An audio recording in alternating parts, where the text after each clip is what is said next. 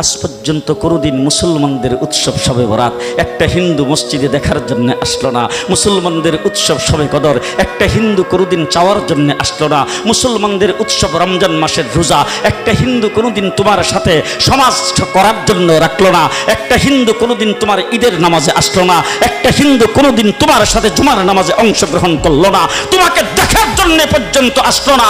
তার কারণ হলো হিন্দুরা মনে করে এটা মুসলমানের উৎসব, আর তুমি মুসলমান হইয়া হিন্দুর দুর্গা পূজায় কিভাবে গেলা? আরে তোমার কি হয়ে গেল? তোমার কি লজ্জা শরম তুমি ধুয়ে ফেলে দিয়েছো? তোমার কি কোনো লজ্জা শরমও নাই? তোমার কি কোনো লজ্জা শরমও নাই? আবার কি সুন্দর বলতেছ, ধর্ম যার যার উৎসব সবার। হাই হাই হাই, ও মুসলমান যুবকেরা ভালো করে শোনো, ধর্ম যার যার উৎসব সবার, তাইলে বিয়া যার যার বউ তো সবার। জি, বিয়ে যার যার বউ সবার, পুষ্কুনি যার যার মাস সবার, গাছ যার যার ফল সবার, ক্ষেত যার যার ফসল সবার, দোকান যার যার মাল সবার।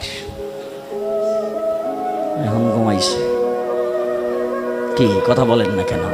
তাহলে আমার দোকানের মাল যদি আমার হয়, আমার ক্ষেতের ফসল যদি আমার হয়, আমার গাছের ফল যদি আমার হয়, আমার গাছের নারিকেল যদি আমার হয়, আমি বিয়ে করলে বউ যদি আমার হয়, মুসলমান আমার পুষ্কুনির মাস যদি আমার হয়, তাইলে ধর্ম যার উৎসব তার।